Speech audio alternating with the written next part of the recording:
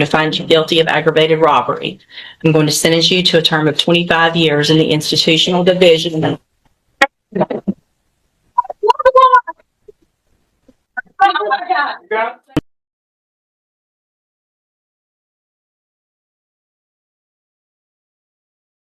Out of the situation that he's in, so he goes here.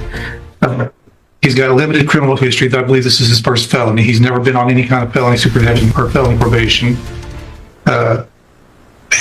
Unfortunately, he's just fallen into the same situation that we see so many other youthful offenders fall into. He's got no direction in life. He's very little support at home. Sees no way out of the situation that he's in, so he goes and decides to rob a store and get some money. Did the wrong thing. And if his story in the PSI is to be believable for what I believe is the right reason, he's trying to help his mom out at home, he's trying to pay some bills, keep the lights on. Certainly there are better ways to go about doing that. And I hope that the time in jail has taught Mr. Fontenot that. So you're done. We've got options here, Judge. We can send him to prison or we can put him on probation. Certainly he's on the road. If this conduct continues, he's on the road to prison. I don't know that the day is the best time to make that exit for him. Is he okay, there he is. All right. He's got a long life to live. We can send him to prison. He can be there for a few years and come back out. I don't know that he's going to get the help that he really needs in prison. There are programs available on probation that if he's serious about turning his life around, like he says in the PSI, those programs can help him. And if he does take advantage of those, it in turn would make the community a little bit safer. Because there'd be one less guy running around with a gun when he does get out of prison, if that were the road that you chose to take. Planning on living at home with his mom. I think he has some younger siblings there. To his benefit, before he was even arrested, he started a GED. I think on the night that this happened, he had just finished a GED class and made a dumb decision to go hang out with these guys that he should not have been hanging out with, and did this robbery. Again, Judge, you've got two options. You can send him to prison or you can try to get him some help on probation, and hopefully he will take advantage of that. And certainly if he doesn't, we're going to know pretty quick, and you'll have another chance to send him to prison probably for a longer time. All right, thank you. What is the status of the other two?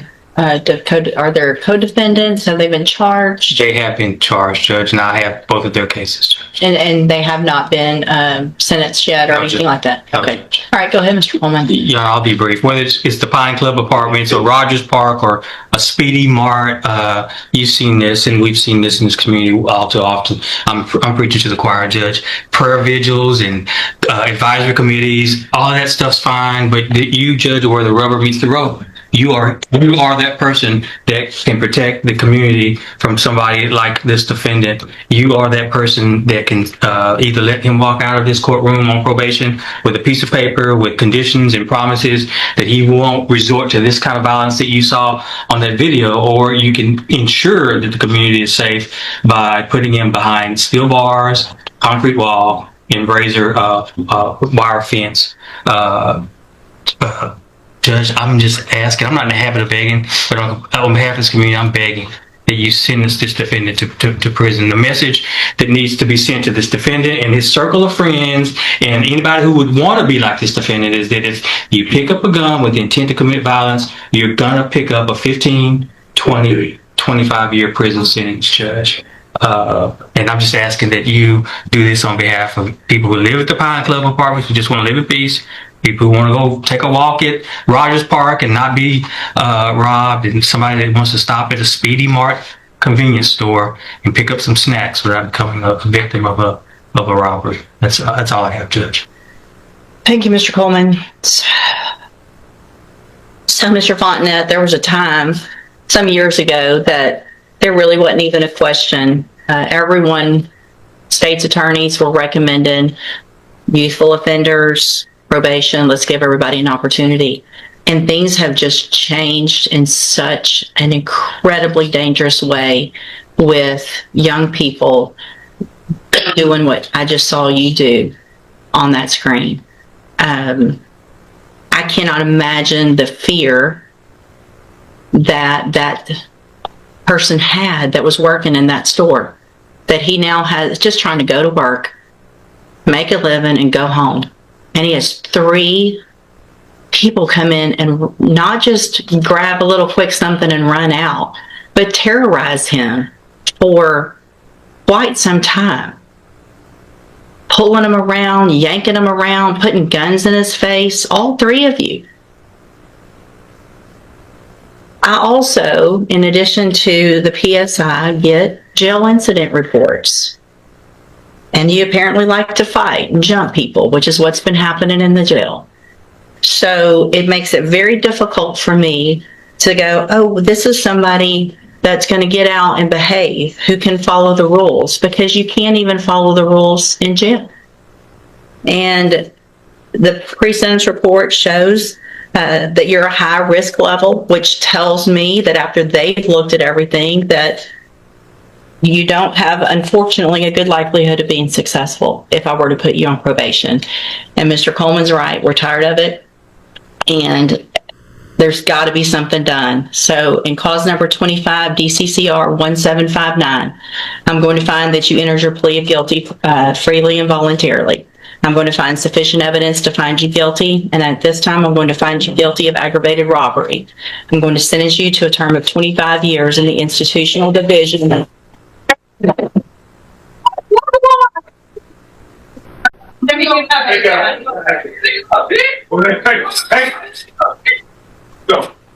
on, Mom. Here. I'm going to sentence you to a term of 25 years in the institutional division of the Texas Department of Corrections. You will receive credit on that sentence for any time that you've been in custody that the law gives you the right to receive. I'm handing you the trial court certification. This was not an agreement. You have some rights to appeal. I have also handed you a written admonishment regarding your ineligibility to possess a firearm or ammunition. Because of the judgment entered against you, you're ineligible under Texas law to possess a firearm or ammunition. Possession of a firearm or ammunition could lead to charges against you. You can talk to Mr. Rojas about any questions you have about that. I am making an affirmative finding of a deadly weapon. Mr. Fontenette, I understand that this is harsh, and I know you believe this is harsh, but I think this is necessary. I hope that you go and you make things right. You can get out of prison. You're still going to be young, and you can make your life better. That's going to be up to you, okay? You can go. Good morning. We've got him, I think. Yeah. Okay, you're Lupe Gemez? I'm known as Rebecca. Okay. What is your last name, Lupe? Ms. West, I should have been in respect. I'm challenging you according to 22 United States Code 611 as a foreign agent. Okay. Well, this is state court, not federal court, and you can challenge. Here you go. Let's just listen. You can challenge whatever you want, but we're going to move forward with your case with or without your cooperation. And so, the jurisdiction? I'm sorry. The jurisdiction of this court. What about it? What jurisdiction does this court operate in? The Texas Code of Criminal Procedure. Yeah. So stop talking, Mr. What jurisdiction this court is operating in? This is cause number 23 DCCR 0319. Mr. Gomez, don't speak over me.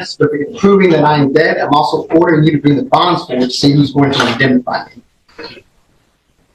Are you saying you're dead? Is that what you just said? Are you going to bring the bonds forward to see who's going to indemnify me? I'm going to take care of the court the way I take care of court. You're not in charge here. I am. And so, Mr. Agent. Well, I'm really. Judicial powers according to the. Okay. So, Mr. Rojas. Mr. Gomez indicated to me that he was not going to accept a plea in this case. Sure. I signed up on the tablet. He refused to sign. He wanted to have this hearing in front of the court. So sure. We can. So what is the offer? Let's go through. It's the charge is evading arrest or detention with previous convictions from August 29th of 2022.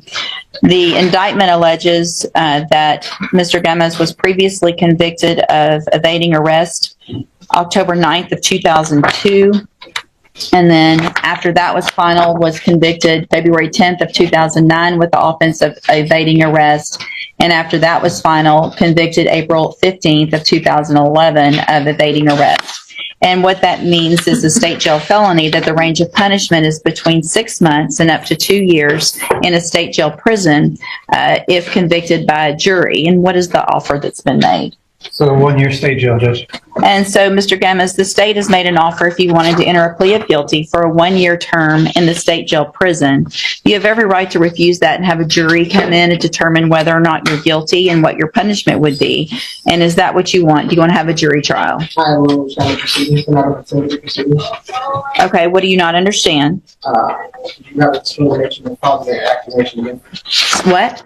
You have not disclosed the nature and the cause of the accusation. I just did. The nature and the cause of the accusation against you is that on August 29th of 2022, it's alleged that you intentionally fled from Chad Morrison, a person, don't talk over me, a person that you knew was a peace officer. That's the allegations against you. So if you say you did not do that on... I'm not going to enjoy it. You're not going to, okay, so we'll get a jury set up, and what we'll do is Mr. Rojas handles a lot of cases for me as a court-appointed attorney. What I can do is release him and appoint another attorney today who can begin preparation for trial a little quicker. Is that okay with you?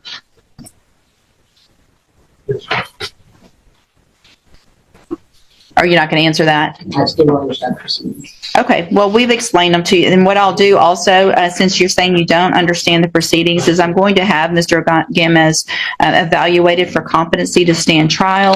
If you'll get that order done, Mr. Gomez will have someone come out to see you to do an evaluation to see if you're competent and whether or not you understand the proceedings. Mr. Rojas, you are released, and we will appoint another attorney today to begin preparation for trial, and we'll get a jury as quick as we can. You can go